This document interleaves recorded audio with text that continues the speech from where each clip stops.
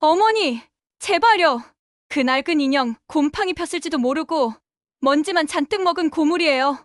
저희 집 인테리어랑도 안 맞고요. 그리고 무엇보다 보기 싫어요. 아무리 사버님이 생전에 주신 거라도 저희 눈에 거슬리면 버리는 게 맞지 않나요? 쓸모없는 것은 정리해야죠. 엄마! 내가 엄마 아들이잖아!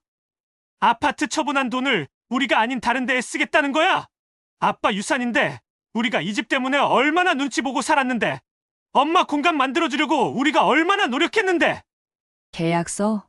난 너희에게 증여할 생각이 없다.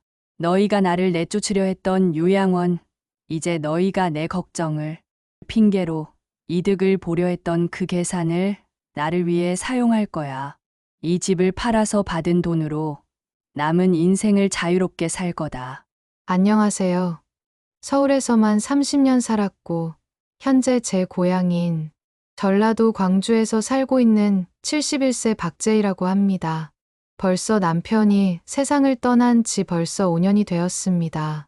그렇게 남편을 떠나보낸 뒤 넓은 아파트에 저 혼자 지내는 것이 내내 안쓰러웠던 모양인지 아들 성현이와 며느리 미나가 어머니 혼자 두는 건 저희 마음이 편치 않아요. 라고 말하며 기어이 들어와 살겠다고 했을 때 저는 솔직히 좋았습니다. 제 명의의 아파트, 방 3칸짜리, 집은 든든했지만 해가 질 때마다 찾아오던 외로움은 그 어떤 돈으로도 막을 수 없었으니까요. 이제 외롭지 않겠구나, 밥상머리라도 북적거리겠구나 하는 안도감이 저의 노후를 감싸주는 듯했습니다. 하지만 그 안도감은 채 2계절도 가지 못했습니다. 함께 산다는 건 저에게는 곧 밀려난다는 의미였습니다. 아들 성현이는 결혼 전에 무뚝뚝함을 넘어 미나 앞에서는 꼼짝 못하는 존재가 되어 있었고, 미나는 그 점잖고 차분한 말투 속에 독을 품은 가시를 교묘하게 숨긴 채 저를 이 집의 구석으로 몰아붙였습니다. 처음으로 제 자리가 사라진 건 거실이었습니다. 제가 가장 아끼던 1인용 소파, 창가 옆에 놓여 햇살을 온전히 받던 그 자리였습니다. 남편이 주말마다 신문을 보던 그 소파가 어느 날부터인가 성현이의 골프 가방과 손녀의 미술용품 박스로 완전히 덮여 있었습니다. 제가 소파에 앉으려 짐을 치우려 하자 미나가 나타나 환하게 웃으며 말했습니다. 어머니, 잠깐만요. 지금 저희가 정리가 안 돼서 그래요. 여기 앉으시지 마시고요. 저희 방에 있는 예쁜 등받이 의자 하나 가져다 드릴게요. 그 등받이 의자라는 것이 제가 시장에서 헐값에 사온 플라스틱으로 된 작고 불편한 목욕의자였습니다. 그 의자는 햇살이 들지 않는 창가 쪽 아주 구석에 놓였고, 저는 이제 그곳에서 그림자처럼 지내게 되었습니다. 소파는 일주일 뒤 아예 치워졌고, 미나는 그 자리에 유주가 피아노 연습을 할 수 있는 작은 전자피아노를 가져다 두었습니다. 어머니, 유주 교육 때문에요. 이 넓은 거실이 활용도가 낮잖아요. 제 공간이 사라진 자리에는 그들의 활용도 높은 삶이 들어섰습니다. 생활 공간만이 아니었습니다. 주방에서도 저는 점차 외부인이 되어갔습니다. 미나는 대형 냉장고 문에 A사 용지를 붙였습니다. 가족 구성원별 냉장고 사용 구역이었습니다. 제 이름은 가장 아래 칸, 그것도 최소 칸의 3분의 1에 불과했습니다. 제가 사다 놓은 유기농 반찬이나 건강 주스는 며칠 후 슬그머니 사라지곤 했습니다. 어느 날은 제가 아침에 먹으려고 사다 놓은 멸치볶음이 없어 미나에게 물었더니 미나는 눈 하나 깜짝 않고 말했습니다. 아, 그거 제가 버렸어요. 어머니, 며칠 된 반찬은 상해요. 저희는 신선한 것만 먹으니까 어머니도 그러셔야죠. 다음에 제가 새 반찬 해드릴게요. 며느리한테 새 반찬을 대접받아 본 적은 단 한 번도 없었습니다. 저는 그저 그들의 식재료에 손대지 말라는 무언의 압박을 느꼈습니다. 식사 시간은 저에게 가장 큰 고통이었습니다. 미나는 언제나 식탁 가장 끝, 주방 입구 쪽에 제 자리를 지정했습니다. 굳이 벽에 붙은 보조 테이블에 저 혼자 밥상을 따로 차려 먹는 날도 많아졌습니다. 미나의 논리는 완벽했습니다. 어머니, 저희는 7시에 딱 먹어야 해요. 유주학원 시간도 있고 성현 씨도 바쁘잖아요. 어머니는 요즘 소화도 잘 안 되시니까 늦게 천천히 드시는 게 좋죠. 제가 TV를 보는 시간이 늦는 것이 아니라 그들이 저를 기다려주지 않는다는 것을 저는 알고 있었습니다. 그들은 늘 자신들이 좋아하는 맵고 자극적인 음식을 식탁 가득 차려놓고 깔깔거렸고, 저는 제 방에서 몰래 데워온 슴슴한 반찬 몇 가지를 벽을 보고 앉아 먹었습니다. 식구들의 시끄러운 웃음소리와 제 고독이 섞여 식도는 늘 메말라 있었습니다. 저녁 6시 10분. 이 시간은 제게 거실에서 나가라는 알림이었습니다. 성현이가 퇴근하고 거실 소파에 앉아 겉옷을 벗자마자 미나는 마치 약속이라도 한 듯 제 방으로 다가왔습니다. 어머니, 늦었는데 이제 들어가서 쉬세요. 내일 아침 일찍 산책 가셔야죠. 라고 말했죠. 부드럽게 속삭이는 미나의 눈빛은 절대 다정하지 않았습니다. 늦다니요? 아직 해가 중천이고 저는 아직 잠들 시간이 아니었습니다. 하지만 그 말은 곧 우리 가족끼리 대화하는데 끼지 말라는 너무나 명확하고 잔인한 무언의 명령이었습니다. 제가 거실에 머무르면 그들의 대화는 끊기고 어색한 침묵만 감돌았습니다. 한 번은 제가 감히 6시 10분을 넘겨 거실에 앉아 있었습니다. 아들 성현이 어릴 적 이야기를 해주고 싶어서였습니다. 제가 성현이 어렸을 때는 말이야. 흙 장난을 너무 좋아해서 내가 라고 말을 꺼내자마자 미나가 끼어들었습니다. 어머니, 잠시만요. 유주야, 할머니 말씀은 잠시 후에 듣고 엄마가 아까 내 학교 숙제 검토해 주기로 했지? 미나는 노골적으로 저를 무시하고 유주를 끌어안았습니다. 그리고 유주에게만 들릴 듯 속삭였습니다. 유주야, 할머니가 너무 옛날 이야기만 하셔서 재미없지? 엄마랑 아빠랑만 재미있는 이야기 하자. 이 말을 들은 성현이는 아무 말도 하지 못하고 머쓱하게 웃을 뿐이었습니다.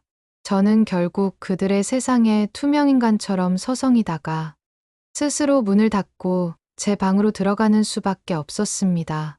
제 존재의 축소는 이 집의 모든 것에 반영되었습니다. 이제 거실 창가 쪽 구석에 놓인 작은 의자, 햇살조차 제대로 닿지 않는 그 의자가 제 세상의 전부가 되었습니다. 저는 거기에 앉아 창밖의 나무나 구름만 하염없이 바라보았습니다. 미나는 가끔 그 의자 옆으로 와서 어머니, 아직도 거기 앉아 계세요? 몸 상해요. 얼른 들어가세요. 라고 말했지만 저는 이미 제 방으로 돌아가도 편안하지 않다는 것을 알고 있었습니다. 제가 가장 큰 모욕감을 느낀 것은 미나가 유주에게 가르치는 예의라는 것이었습니다. 유주가 저에게 할머니, 밥 먹자 하고 반말을 하자 저는 작게 꾸짖었습니다. 유주야, 할머니한테는 높임말 써야지. 그러자 미나가 즉시 달려와 저를 막았습니다. 어머니, 유주 교육은 저희가 알아서 할게요. 아이에게 스트레스 주지 마세요. 그렇게 단호하게 말씀하시면 유주 정서에 좋지 않아요. 어머니의 말투부터 조심해 주시겠어요? 며느리가 시어머니에게 말투를 조심하라고 훈계하는 순간 저는 제 귀를 의심했습니다. 성현이는 거실 소파에서 텔레비전에 시선을 고정한 채 못 들은 척 침묵했습니다. 저는 그 자리에서 일어나 제 방으로 도망치듯 들어왔습니다. 눈물이 고였지만 억지로 참았습니다. 저는 이 집의 과거이자 잉여가 된 기분이었습니다. 이 넓은 집의 공기가 저에게서 자꾸만 멀어지는 것을 느꼈고 제 방에 들어와 문을 닫으면 귀가 먹먹해지는 듯한 고독이 찾아왔습니다. 그럼에도 불구하고 그들이 제게 간절히 바라는 것이 하나 있었습니다. 바로 이 아파트의 명의 변경이었습니다. 미나는 기회만 되면 말을 꺼냈습니다. 어머니, 요즘 상속세가 워낙 복잡해서요. 미리미리 정리해 두는 게 성현 씨한테도 훨씬 편해요. 저희야 어머니 잘 모시고 살지만 혹시 나중에 무슨 일이라도 생기면 복잡해지잖아요. 그들이 저를 대하는 태도, 그리고 이 아파트를 바라보는 눈빛이 너무나 극명하게 대비되었습니다. 제가 이 집의 주인이기에 그들이 이토록 불편하고 귀찮게나마 저를 모시고 사는 것이 아닌가 하는 의심이 들었습니다. 만약 명의를 넘겨주고 나면 저는 정말 이 집에서 쫓겨날지도 모른다는 공포가 밀려왔습니다. 제 서운함과 외로움은 이제 생존에 대한 불안으로 바뀌어 갔습니다. 제가 이 집에 기생하는 것처럼 느껴지는 굴욕감이 목구멍을 막아 그저 창밖만을 바라보며 간신히 숨을 쉬었습니다. 저는 이 집의 주인이었지만 아무도 저를 주인으로 대접해 주지 않았습니다. 저는 이 집에 살고 있는 투명인간이었습니다. 어느 날 저는 문득 베란다 구석에 쌓인 잡동사니 속에서 낯선 상자 하나를 발견했습니다. 원래 제 방 협탁 옆에 두었던 작은 나무 상자였습니다. 언제 이곳으로 치워졌는지 기억조차 나지 않았습니다. 손을 뻗어 상자에 묻은 두꺼운 먼지를 닦아내고 조심스럽게 열었습니다. 그 안에는 결혼 30주년 기념일에 남편이 선물했던 털이 바래고 눈이 희미해진 낡은 곰인형이 들어 있었습니다. 인형을 품에 안자 털에서 희미하게 남편에게서 나던 오래된 냄새 같은 것이 느껴졌습니다. 30년 전 남편은 평생 단 한 번 저를 엄마나 아내가 아닌 여자로 보아주었습니다. 당신 닮아서 예쁜 곰이더라고. 늘 애들 엄마로만 살지 말고 나한테도 예쁜 여자로 있어줘. 그 말이 얼마나 달콤했는지. 저는 그 인형을 다시 창가 쪽 의자 옆, 이제는 아무도 신경 쓰지 않는 제 방 침대맡에 조심스럽게 두었습니다. 그러나 그 기쁨은 하루를 가지 못했습니다. 다음 날 쓰레기를 비우러 잠시 베란다에 나갔다가 저는 눈앞에 펼쳐진 광경에 숨이 멎는 것 같았습니다. 제가 어제 침대맡에 두었던 그 곰인형이 미나가 정리해 둔 재활용 쓰레기 더미 안에 처참하게 던져져 있었습니다. 찢어진 비닐봉지 사이로 곰인형의 바랜 눈이 저를 올려다보는 것 같았습니다. 저는 인형을 주워들고 미나에게 달려갔습니다. 손이 떨려 곰인형을 제대로 잡을 수조차 없었습니다. 미나야, 이 인형을 왜 여기에 버린 거니?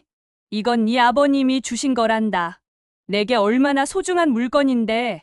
미나는 거실 소파에 앉아 태블릿으로 무엇인가를 보고 있었는데 고개도 들지 않고 짜증 섞인 목소리로 말했습니다. 아, 그거요? 어머니, 제발 좀요.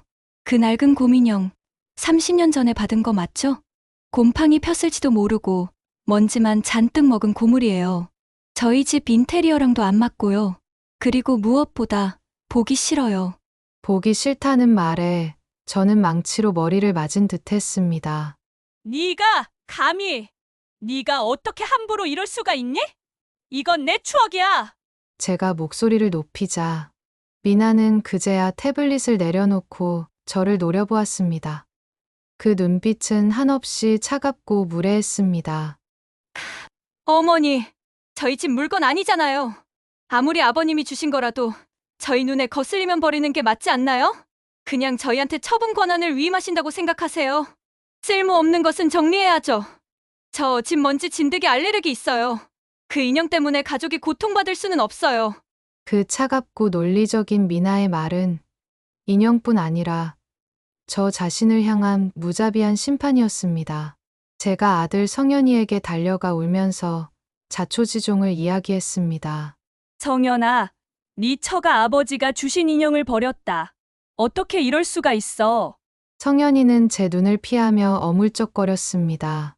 그는 미나의 눈치를 슬쩍 보더니 제게 상처를 주는 말을 내뱉었습니다. 엄마, 미나가 아마 청소하다가 실수했겠지. 미안해. 근데 엄마, 그 인형 솔직히 너무 낡았잖아. 버릴 때가 되긴 했어. 미나 말대로 먼지만 쌓이고 집도 좁은데 왜 그런 걸 계속 안고 살아? 응, 버려 그냥. 내가 나중에 더 좋은 거 사줄게. 아들의 입에서 나온 말은 미나의 논리를 그대로 답습하고 있었습니다. 버릴 때가 되긴 했어. 그 말에 저는 이제 이 집에서 완전히 혼자라는 것을 깨달았습니다. 저의 남편에 대한 마지막 기억, 저의 여자로서의 존재가 아들 내외에 의해 이토록 하찮게 취급당했습니다. 인형 사건 이후 제 물건들이 사라지는 일은 마치 정기적인 숙청처럼 일어났습니다. 제가 아침에 마시던 옛날 커피잔 세트, 남편과 함께 쓰던 담요, 결혼 전에 썼던 일기장까지 모두 말없이 사라졌습니다. 제가 물을 때마다 미나는 늘 완벽하게 포장된 이유를 댔습니다. 어머니, 그 찻잔은 너무 오래돼서 유해 물질이 나올 수 있대요. 어머니 건강 생각해서 제가 버렸어요. 담요는 색깔이 너무 촌스러워서 거실 분위기를 해쳐요. 손님들이 오시면 좀 민망하잖아요. 그리고 그 오래된 일기장도 좀 그렇고요. 사생활 보호 차원에서 정리하는 게 좋을 것 같아서요. 내용도 좀 그렇다니. 미나가 감히 제 일기장까지 들춰보았다는 사실에 저는 온몸에 피가 식는 듯 했습니다. 저는 분노했지만 목소리를 낼 수 없었습니다. 목소리를 내면 미나는 유주 교육을 핑계로 저를 역으로 훈계할 것이 뻔했습니다. 성현이는 이 모든 상황을 알면서도 엄마, 미나가 워낙 깔끔해서 그래 이해해줘. 라며 미나를 두둔할 뿐이었습니다. 가장 잔인했던 것은 거실 벽의 변화였습니다. 남편이 살아있을 때 셋이 찍었던 유일한 가족사진 액자. 제가 매일 아침 안부 인사를 건네던 그 사진이 어느 날 아침 사라져 있었습니다. 그 자리에는 아들, 미나, 손녀, 유주 셋이 찍은 환하고 세련된 분위기의 제주도 여행 사진이 걸려 있었습니다. 미나는 저를 마주치자마자 득이양양하게 말했습니다. 어머니, 어떠세요? 집이 훨씬 젊어진 것 같죠? 기존 사진은 프레임 디자인이 너무 올드해서요. 저희 집 인테리어 콘셉트에 맞게 교체했어요. 저번 주에 성현 씨랑 같이 바꾼 거예요. 성현이와 같이 바꿨다는 말에 제 가슴은 무너졌습니다. 아들은 제게 한마디 상의조차 없이 아버지의 존재와 저의 흔적을 지우는 일에 동참한 것입니다. 저는 조용히 벽 앞에 서서 새로 걸린 세 사람의 완벽한 가족 사진을 올려다보았습니다. 저는 이제 이 집에서 필요 없는 과거로 완벽하게 지워졌습니다. 제 물건뿐 아니라 제 추억과 남편의 존재까지도. 그날 밤, 미나와 성현이 그리고 유주는 새로 바꾼 사진 아래 새 소파에 앉아 웃으며 최신 드라마를 보고 있었습니다. 미나는 성현이의 무릎에 기대어 있었고 성현이는 그런 미나의 머리를 자연스럽게 쓰다듬었습니다. 저는 창가 쪽 의자에 앉아 그들의 행복한 모습과 제 고독을 창문에 비친 그림자로 보았습니다. 그들의 웃음소리가 이명처럼 맴돌았습니다. 저는 이제 이 가족에게 쓸모없는 짐이 되었음을 완전히 자각했습니다. 저는 아무 말 없이 창밖을 바라보았습니다. 이제는 눈물조차 나오지 않았습니다. 이미 너무 많은 것을 잃어버렸기에 더 이상 아플 것도 없었습니다. 제 몸 안의 모든 감정이 차갑게 굳어버리는 것을 느꼈습니다. 제 몸의 통증은 마치 제 마음의 상처처럼 점점 깊어지고 있었습니다. 특히 허리가 문제였습니다. 창가 쪽 의자에 웅크리고 앉아 창밖만 바라보던 시간이 늘어나면서 허리 통증은 만성화되었고 급기야 걷는 것조차 힘겨운 날들이 찾아왔습니다. 그러던 어느 날 고향 친구 선옥이에게서 전화가 왔습니다. 선옥이는 제가 남편을 잃었을 때 매일 찾아와 슬픔을 함께 나눠주었던 유일한 사람이었습니다. 제이야, 너 요즘 목소리가 왜 그래? 많이 아픈 거 아니지? 내가 이럴 줄 알았다. 네가 자식들 눈치 보면서 거기서 억지로 버티고 있다는 거 다 알아? 너무 힘들면 당장 짐 싸서 내려와. 고향집 근처에 작은 방 하나 얻어서 우리 예전처럼 이웃사촌으로 살자. 자식들 다 키웠으면 이제 네 삶을 살아야지. 선옥이의 진심 어린 걱정에 눈물이 핑 돌았지만 저는 쉽사리 대답할 수 없었습니다. 아니야, 선호가. 나 괜찮아. 그래도 아직 성현이 옆에서 우리 유주 얼굴이라도 더 봐야지. 엄마 노릇, 할머니 노릇 제대로 못하고 이렇게 떠나면 내가 너무 불쌍하잖아. 마지막 남은 희망, 언젠가는 아들과 며느리가 제 마음을 알아주지 않을까 하는 어리석은 미련 때문에 저는 쓸모없는 존재로 이 집에 머물러야 한다고 스스로를 채찍질했습니다. 하지만 몸은 더 이상 저의 의지를 따라주지 않았습니다. 허리 통증이 극심해져서 결국 성현이에게 부탁해 병원을 찾았습니다.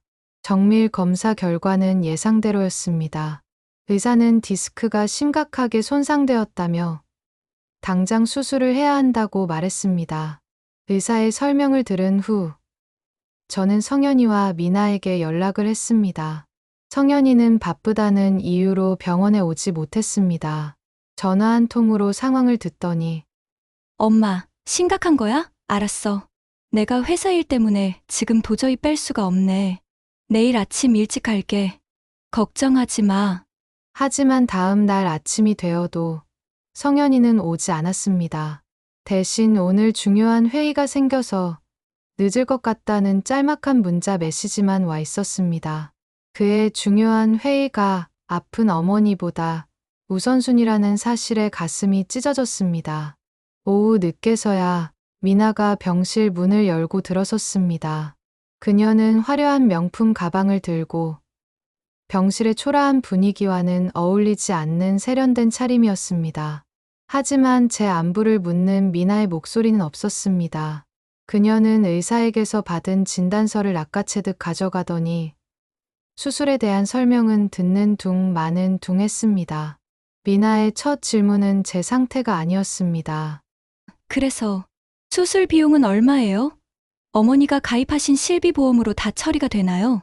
그녀는 태블릿을 꺼내더니 능숙하게 보험, 약관과 보장 내역을 확인했습니다. 어머니, 이거 실비보험 보장 한도가 좀 낮네요. 간병비는 별도로 드는데 간병인을 매번 쓰는 것보다는 저희가 번갈아 가면서 간병하는 게 낫겠죠? 성현 씨는 회사 일 때문에 밤샘이 어렵고 제가 유주학원 시간 조정해서 낮에 잠깐 와야겠어요. 미나의 말은 지극히 현실적이었고 잔인했습니다. 간병비를 아끼기 위해 제가 귀찮지만 잠깐씩 돌봐주겠다는 선심이었습니다. 성현이는 오늘 회사 일 때문에 바쁘다고 했니? 라고 힘없이 묻자 미나는 인상을 찌푸리며 대답했습니다. 어머니, 성현 씨가 얼마나 중요한 프로젝트를 맡고 있는지 아시잖아요. 지금 연봉 협상도 걸려 있고요. 어머니가 병원에 계신다고 해서 성현 씨가 당장 회사 때려치고 올 수 있는 상황이 아니에요. 저희도 먹고 살아야죠. 어머니, 저희가 이 아파트 명의를 성현 씨 앞으로 돌리는 문제도 계속 미뤄지고 있어서 성현 씨가 요즘 스트레스가 이만저만이 아니에요. 저는 그제야 깨달았습니다. 그들에게 저는 가족이 아니었습니다. 저는 짐이었습니다. 수술 비용, 간병비, 그리고 이 집의 명예 변경을 둘러싼 처리해야 할 문제였습니다. 저의 고통이나 슬픔은 그들의 계산 목록에 존재하지 않았습니다. 의사가 다시 병실로 찾아와 수술 후 경과에 대해 설명했습니다. 수술 자체는 잘 될 겁니다. 하지만 박제의 환자분은 연세가 있으시니 퇴원 후에도 최소 3개월은 혼자 걷기 어렵고 전문적인 재활치료와 간병이 필요합니다. 집에서 가족이 돌보기 어렵다면 요양병원이나 전문 요양시설로 가시는 것을 고려하셔야 합니다. 의사의 말이 끝났을 때 미나가 기다렸다는 듯이 성현이에게 전화를 걸었습니다. 미나는 병실 밖 복도에서 성현이와 통화하고 있었는데 목소리가 너무 커서 제 귀에 또렷이 들려왔습니다. 성현 씨, 의사가 수술 후에 3개월은 혼자 못 걷는데 집에서 돌볼 상황이 아니잖아? 당장 유주 봐줄 사람도 없는데 내가 찾아봤더니 어머니 방 한 칸 월세 놓는 것보다 근사한 요양원 찾는 게 훨씬 이득이야. 그 돈으로 간병인 쓰는 것보다 전문 시설이 낫지 않겠어? 그리고 어머니 명예 문제 때문에라도 빨리 합해 봐야 해. 어머니를 계속 돌보는 게 우리한테 얼마나 손해인지 알잖아. 이참에 이 문제를 확실히 정리하자. 어머니 방 한 칸 월세 돋는 것. 손해. 그 단어들이 제 가슴에 깊은 못을 박았습니다. 내 명의의 아파트. 내가 남편과 평생을 바쳐 마련한 집이 있는데도 저는 이제 자식들의 계산 때문에 요양원이라는 낯선 곳으로 밀려나야 하는 존재가 된 것입니다. 통화를 마치고 돌아온 미나는 저에게 태연하게 웃으며 말했습니다. 어머니, 너무 걱정하지 마세요. 제가 근처에 아주 깨끗하고 프로그램도 좋은 요양원 몇 군데 알아볼게요. 수술 잘 받으시고 편안하게 재활하실 수 있도록 제가 다 준비할게요. 저는 아무 말도 할 수 없었습니다. 요양원이라는 말 앞에서 저를 향한 그들의 마음을 완전히 확인했습니다. 슬픔과 절망이 제 모든 세포를 덮쳤습니다. 저는 이제 깨달았습니다. 저의 마지막 미련은 버려졌고, 이제 저는 이들을 위해 살았던 저의 과거를 냉정하게 정리해야 할 순간이 왔다는 것을요. 저의 조용한 결심은 이 절망적인 병실에서 싹트기 시작했습니다. 그렇게 저는 수술을 받았습니다. 척추에 극심했던 통증은 사라졌지만 몸은 무력했고 회복은 더뎠습니다. 마치 수십 년 동안 짊어지고 왔던 육신의 짐을 억지로 떼어낸 것처럼 가벼워진 몸과 달리 마음은 텅 빈 것처럼 차가웠습니다. 병실의 창가에 누워 저는 눈을 감았습니다. 이 병실은 제 집의 창가 쪽 의자보다 훨씬 넓고 볕이 잘 들었지만 여전히 저는 혼자였습니다. 미나의 간병은 철저히 시간표에 따라 이루어졌습니다. 그녀는 오후 2시부터 4시까지 정확히 2시간만 머물렀습니다. 유주학원 시간 전에 집으로 돌아가야 했기 때문이었습니다. 미나는 간병하는 동안 한 번도 따뜻한 말을 건네지 않았습니다.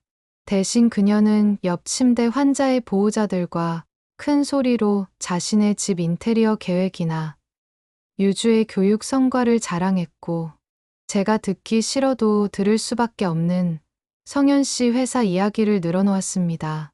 저희 집이 30평대인데 리모델링 할 때 어머니 방을 어떻게 활용해야 할지 고민이에요. 아무래도 어머니가 이제 요양원에 가시면 그 방은 성현 씨 서재로 꾸며야겠죠? 아니면 유주방이랑 터서 피아노실을 만들어 줄까 봐요. 미나는 제 앞에서 저의 방을 마치 빈집처럼 논하며 그녀의 계산 목록을 큰 소리로 읊조렸습니다. 저는 그 말을 들으며 분노하는 대신 오히려 고요한 평화를 느꼈습니다. 그들의 잔인한 계산이 저의 조용한 결심을 더욱 확고하게 다져주었기 때문이었습니다. 성현이는 수술 후 딱 3번, 10분씩 병실에 들렀습니다. 3번 모두.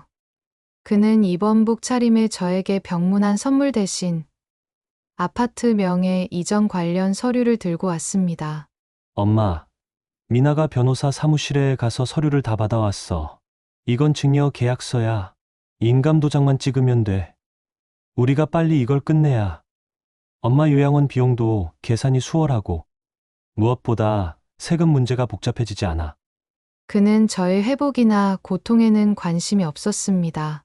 오직 아파트 명의를 자기 앞으로 돌리는 것에만 초점을 맞추고 있었습니다. 3번째 방문 때 성현이는 서류 봉투를 제 협탁 위에 던지듯 올려놓으며 약간의 짜증을 섞어 말했습니다. 엄마, 명예 이전 문제 때문에 미나랑 내가 엄청 싸우고 있어. 미나가 그래. 우리를 못 믿는 거 아니냐고. 엄마도 이제 우리 좀 믿어줘야 하는 거 아니야? 저희가 엄마를 버릴 리가 없잖아요. 버릴 리가 없다는 그의 거짓말이 제 귓가를 스쳤습니다. 저는 침묵했습니다. 이제 그들의 행동은 저에게 아무런 감정적 동요도 일으키지 못했습니다. 퇴원을 이틀 앞둔 날, 성현이와 미나가 드디어 함께 병실을 찾았습니다. 미나는 꽃다발 하나를 들고 왔지만 그 꽃은 예의를 차리기 위한 도구일 뿐 저를 향한 진심은 없었습니다. 미나는 웃는 얼굴로 계약서를 제 앞에 내밀었습니다. 어머니, 이제 곧 퇴원하시잖아요. 요양원도 제가 최고급으로 알아봤어요. 성현 씨랑 상의 끝에 어머니 명의로 된 아파트를 담보로 대출받아서 간병비와 요양원 비용을 전부 충당할 계획이에요. 그러니 오늘 바로 이 서류에 인감 날인해 주세요. 저희가 이제 어머니께 짐이 되지 않도록 경제적인 효율을 위해 정리하는 거예요. 경제적인 효율. 그 말이 저의 차가운 분노를 자극했습니다. 저는 떨리는 손으로 계약서를 잡았지만 도장을 찍는 대신 협탁 옆에 놓아둔 얇은 메모지를 들어 올렸습니다. 그 메모지에는 미나가 복도에서 통화했던 내용이 또렷이 적혀 있었습니다. 미나야, 어머니 방 한 칸 월세 놓는 것보다 근사한 요양원 찾는 게 훨씬 이득이야. 그리고 성현아, 어머니를 계속 돌보는 게 저희에게 얼마나 손해인지 너희 부부가 병실 밖에서 주고받은 말들이다. 제 목소리는 너무나 고요하고 차분해서 오히려 공포를 자아냈습니다. 미나와 성현이의 얼굴은 순식간에 하얗게 질렸습니다. 그들의 교만한 미소는 사라지고 당황한 눈빛만이 가득했습니다. 미나는 더듬거리며 변명하려 했습니다. 어머니, 그건 오해세요. 저희는 그저 저는 그들의 말을 단호하게 잘라냈습니다. 오해. 아니, 저는 너희의 진심을 들었다. 제가 병 때문에 너희에게 짐이 되었고, 너희는 그 짐을 손해로 계산했지. 제가 평생을 바쳐 마련한 이 집은 너희에게 경제적인 효율을 위한 도구였을 뿐이었어. 성현이가 당황하여 소리쳤습니다. 엄마, 지금 무슨 말을 하는 거야? 설마 이 계약서를 거절하겠다는 거야? 저는 계약서를 성현이에게 되돌려주며 미소 지었습니다. 아주 옅고 냉정한 미소였습니다. 이 계약서. 난 지금 증여할 생각이 없다. 성현이와 미나는 동시에 소리쳤습니다. 뭐라고요? 나는 이 아파트를 매각하기로 했다. 쓸모없는 짐은 정리하는 게 옳지. 너희가 나를 내쫓으려 했던 요양원? 이제 너희가 내 걱정을 핑계로 이득을 보려 했던 그 계산을 나를 위해 사용할 거다. 너희가 손해라고 생각했던 간병도 최고의 시설과 최고의 간병인을 써서 스스로 해결할 거야.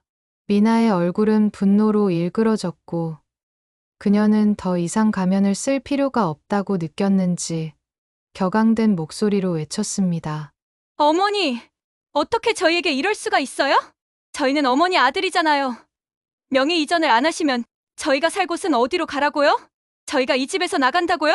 성현이도 제 침대 옆으로 다가와 격렬하게 항의했습니다. 엄마, 내가 엄마 아들이잖아. 그 큰 돈을 우리가 아닌 다른 데에 쓰겠다는 거야?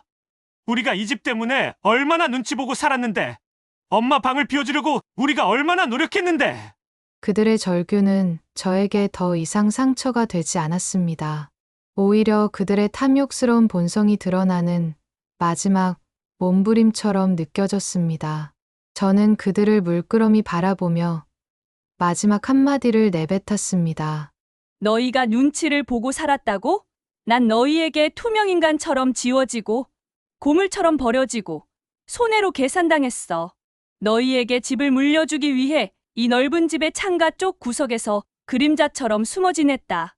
더 이상 이렇게 살 필요가 없다. 성현아, 내 아버지가 남겨준 유산은 내 것이고 너희에게 아무것도 줄 의무가 없다. 법무사와 부동산 계약은 이미 완료되었다. 너희가 떼어낸 내 추억의 자리, 이제는 너희가 그곳을 떠날 차례다. 저는 퇴원 당일 성현이와 미나가 요양원으로 데려다 주려던 계획을 거부하고 홀로 친구 선옥이의 도움을 받아 병원을 나섰습니다. 제가 마지막으로 아파트를 찾았을 때 성현이와 미나는 여전히 분노와 충격 속에서 짐을 싸고 있었습니다. 미나는 저를 노려보며 끝내 분을 사귀지 못하고 소리쳤습니다. 어머니, 저희가 이 일 절대 잊지 않을 거예요. 두고 보세요. 저는 미나를 향해 시선을 돌리지 않고 고요하게 미소 지었습니다. 잊지 마라. 너희의 탐욕과 잔인함이 너희의 모든 것을 잃게 했다는 것을. 저는 현관을 나서며 거실의 창가 쪽을 잠시 바라보았습니다. 햇살이 잘 드는 곳에 덩그러니 놓여있던 작은 플라스틱 의자는 이미 사라진 후였습니다. 저는 뒤도 돌아보지 않고 문을 닫았습니다.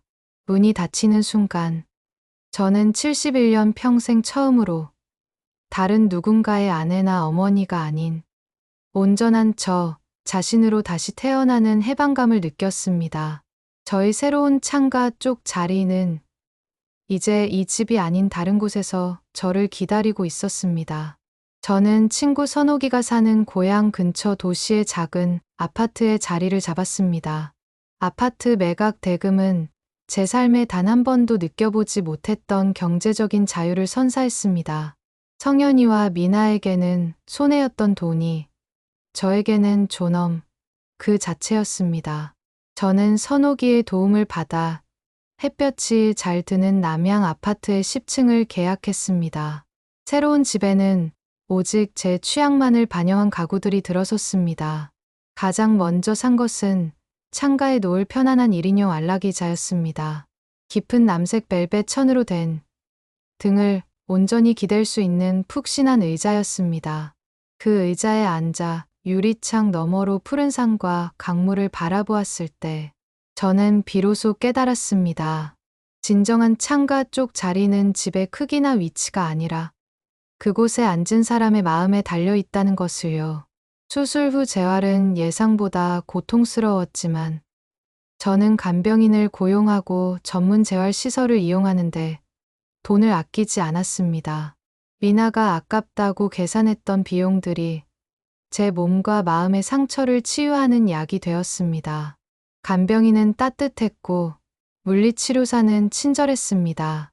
그들은 저를 어머니나 시어머니가 아닌 박제의 환자님으로 존중해 주었습니다. 누군가의 계산 목록에 오르지 않고 오직 돈과 서비스의 관계로 맺어진 관계가 이토록 평화로울 수 있다는 사실에 저는 역설적인 안도감을 느꼈습니다. 선옥이는 매일 아침 저희 집으로 찾아왔습니다. 저희는 마당을 함께 거닐고 새로 배운 뜨개질을 하며 웃었습니다. 선옥이는 저에게 잃어버렸던 활력과 용기를 되찾아 주었습니다. 저는 선옥이에게 성현이와 미나 이야기를 담담하게 털어놓았고 선옥이는 말없이 제 손을 잡아주었습니다. 제이야, 내가 평생 너 자신을 잃어버리고 살았어. 이젠 괜찮아. 네가 네 자신을 구했어. 이 세상에 너만큼 강하고 멋진 사람은 없어.